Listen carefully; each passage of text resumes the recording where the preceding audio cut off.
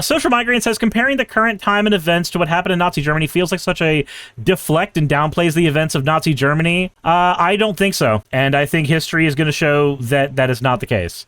Also, any argument to say, oh, it just deflects, any argument that says, oh, this deflects from the horrors that happened, no, it's pointing out that there were horrors that happened. You know that in Nazi Germany, there were tons of things that happened to the populace there well before the actual camps started being used to execute people. Pointing out that the United States government has been engaging in some of those actions is not disparaging or shitting on the memory of that era. It's pointing out shit that is happening.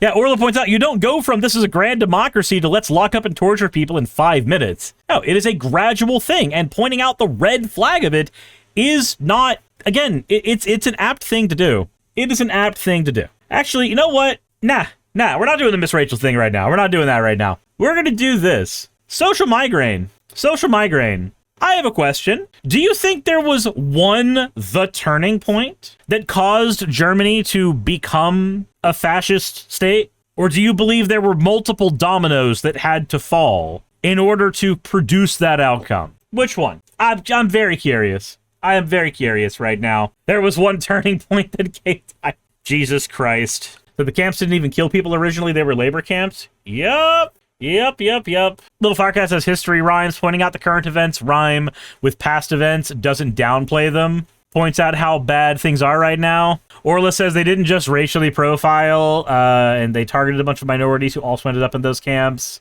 One of the first sets of people they were targeting were disabled people. What is the American doing right now, if not targeting disabled people?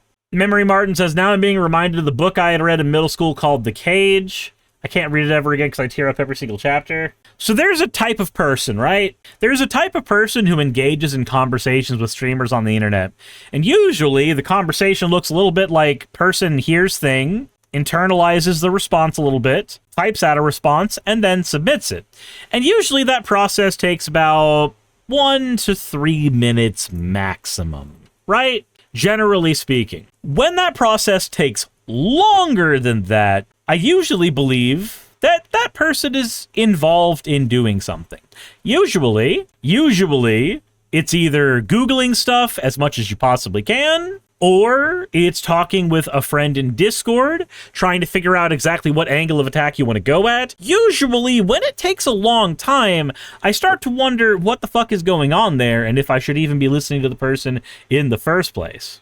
Can't watch the one movie where the German saves all the Jewish workers? You mean Schindler's List? Orla Seraph sees, I mean, you got your health secretary talking about, Social Migraine says, honestly, I'm surprised you haven't lost your channel at this point in your career. Ah, so you decided to not answer anything I said and just instead went for a personal attack. By all means, report me. It will not be the first time I have had to deal with talking to a fucking YouTube PR rep about keeping my channel. Granted, the circumstances before were different, but sure, if you are honestly surprised I haven't lost my channel, then please feel free to report my channel to either Twitch or YouTube and let them do a review of my channel and see if it gets taken down. If it gets taken down, then congratulations, you've won. But I would like you to put your money where your mouth is and actually submit the report and actually see what happens. I implore you. So this video will make sense, because I know this is going to suck for K-Fox to edit together. All right, here's the context machine. It looks like the very first thing that you posted on my channel at noon? Not noon, no, that's definitely 12 in the morning, was obey laws. So even unjust ones? Interesting. Just a statement like obey laws, and that's the only thing you said? You must be an interesting person. Fascinating. Then, of course, there was the bit where you said in your Renee Good video, yeah, that is a pro-slavery statement. That actually is a pro-slavery statement, because slavery was once the law of the land. There is nothing unique about the current time, the current situation, that says that we do not uniquely have any unjust laws right now. In your Renee Good video at the 1830 mark, you say you are not suggesting violence towards ICE agents, but why did you say it would not be safe for them to do so right now? That felt contradictory to me. I will clarify from before. Safe in this context is not would it be safe for you. Safe in this context is it socially safe? to do so. If an ICE agent is breaking into your house, is it socially safe to do so right now? No. You make tensions worse. You make matters worse for everybody in general when you do so. You become a story on the internet. But what happens when that's no longer the case? What happens when that tipping point gets hit? I don't know when that tipping point gets hit, but I can tell you for a fact that once that tipping point gets hit, where ICE breaking into your house is just a death sentence, if we ever hit that point, then of course, at that point, it is safe to fucking fight back, because the only other option is die. We've seen this happen with previous regimes, like in Nazi Germany. And then they bring in the vibrating them, which is what I said should have happened to Nazi Gestapo leaders in the fucking Holocaust. Said if people or person were to brain an ICE officer agent, I never said to brain an ICE officer agent, and to claim that I did so would itself be a fucking lie. But go ahead. To brain an ICE officer agent would increase the already tension. The already tension. We do a lot to actually try to argue against other people on the internet when they are speaking off the cuff, when we can't even get our own words correct when we are speaking off the cuff. Congratulations. So the already tension between them and the people that despise them, to where ICE would be legal to use lethal force in self-defense. I agree with PJ Blazer. This guy is due good words. This guy is due good words. Am that's Tal, thank you very much for the $20 dono. I appreciate it greatly. It means a fucking lot to me. I promise you it's going to be used on Lorwyn pre-release. And that's another thing. Comparing ICE agents to the Gestapo of the German people feels like coded language. It's not coded language, it's just an apt comparison. A group of people who, under the rule of the federal government, are disappearing your neighbors? You think that's not an apt thing to talk about, to compare to the Gestapo, where that was one of the early things they were doing that ultimately led to the labor camps, that ultimately led to the exterminating within said labor camps? Weird. Your tone and choice of words in your video has me believing that you are brained Nazi agents. And at that point, I have no idea what the fuck you even meant, because once again, you cannot word the good. Sorry about that. Your tone and choice of words in your video has me believing you are using coded language is what I meant in that last sentence. And again, I have already said that it's not the case. And I clarified that one should not engage in violence with an ICE agent. And you said, well, that would ruin their lives and you would be responsible. Yeah, no fucking shit, Sherlock. I'm so happy that we came into the conversation together and you just happened to have your thinking cap on. And then I asked, what specifically could I do to convince you that I am not advocating for violence and would do my best not to advocate for violence? What could I actually do to convince you of that? Because, and if you remember correctly, I made it a point in this conversation to tell you that because I have a financial incentive to keep my channel, whether or not I believe the words I said, how could you believe one way or the other when I tell you that I do not want that to happen? I do not want violence to be enacted towards federal agents.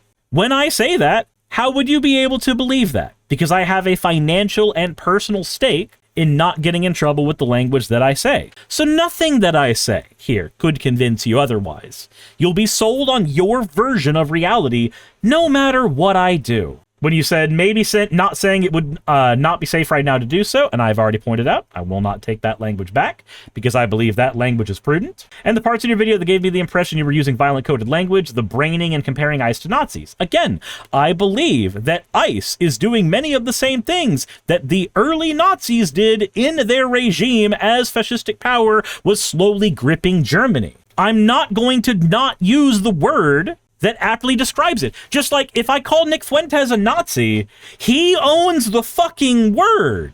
But saying he's a Nazi, unironically, could lead to somebody trying to go do something about it, but I'm not going to use a different fucking word. I'm going to use the word that describes the individual or the group. It describes what they're fucking doing. And then you say, comparing the current time and events to what happened in Nazi Germany feels like such deflect and downplays the effects of Nazi Germany. No, it doesn't. History rhymes, and I am pointing out that the history is rhyming. That is what is happening there. And then you said, honestly, I'm surprised you haven't lost your channel at this point. And again, I implore you, report my channel. Go ahead.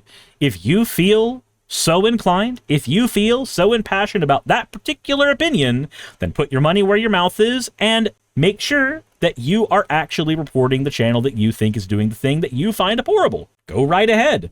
Have fun. And then when you say a comparison like that will lead to violence, I apologize, but me not calling the current regime that is doing Nazi things the word for that does nothing but soften the idea and normalize, let's go ahead and make no bones about it, evil. One of the scariest parts of evil is not how close it resembles the fucking Star Wars stormtroopers. The scariest part of evil as a concept, as a descriptor for things that people do, is the banality of it. This guy's a perfect example of those who don't learn from history are doomed to repeat it. Exactly. And there is already violence happening that is already ICE's fault, where they've already killed people. That said, let's talk about that idea real quick. The banality of evil. The banality of evil is a concept about how ordinary, random fucking normies could end up committing horrific acts of evil merely because they were convinced that those acts were not evil. They were convinced that they were normal. They were the normal things to do. For them, it's not malice. It's just obedience to the current bureaucracy. When you just say things like, obey laws, what happens when those laws tell you to hurt your neighbors? Most evil is done not by people who wake up in the morning and decide to actually twirl their mustache. Most evil is done by people who never make up their minds to be good or evil. And that one is actually me quoting Hannah Arendt, who is the person who coined the term banality of evil. That's not some unique insight that I have. There are many horrible, villainous things that the United States administrations do daily that are becoming more and more normalized in society. And the scary part about them is when they become normalized, they become an everyday part of life, a backdrop, a backdressing. When we do not use the words that accurately describe what they are doing, we risk the current evil things the administration is doing. We risk those things falling into the background and simply becoming window dressing for everyday life. So you can say a comparison like that will lead to violence. I counter with, nothing I fucking do will change that reality. Nothing. Nothing I do is stopping ICE. And they are the ones who are, by the numbers, engaging in far more violence than what you seem to be suggesting I'm arguing for in the first place. We don't live in a fucking negative emotion or negative vacuum society where nothing is happening and then you introduce something different and suddenly it is. We don't live in that society. We live in a society where violence is already fucking happening at various levels, which is why we're trying to fight against it in general. I am trying to do it from the position of a pundit who has an audience who hopefully will get motivated to go out and actually do something politically. And many are choosing other ways to do so. There are some things that people are doing to fight against the current regime that I cannot endorse. I don't know what those things are. I don't want to know what those things are. But to come into the chat and try to do everything in your power to back somebody into a corner to try to say that, oh, you are engaging in stochastic terrorism. You are engaging in trying to tell people that they are violent or that they should engage in violence. No, it's not what I'm doing. But even me telling you that doesn't do shit. Not even in the slightest. So let's go ahead and make it abundantly clear for everybody. Right now, the situation is one that can still be handled through democracy, democratically, through the use of ideas, through the use of conversation, through the use of politics. We still have tools in our back pocket that can be used. It behooves us to use them. The people that are just rabid for us to go past all of the ability to communicate, all of the ability to show people the humanity in their fellow neighbor, the people who are chomping at the bit for that to happen, they want chaos, and they are deluded into thinking that at the end of whatever chaos happens, their particular ideal society will rise from the ashes. But historically, that doesn't fucking happen. Historically, the ashes do nothing but produce a hotbed for capital to create power in the vacuum that you make. Do not let accelerationists push you towards that. And don't let dipshits like Social Migraine convince you that I'm trying to do an accelerationism. Because friends of mine who are accelerationists can tell you about the hours-long arguments we've had about that very fucking disagreement. Anyway, this is becoming a video. Hooray. Hey, you made it to the end. I want to give an extra thanks to the patrons who allow me to do this full time.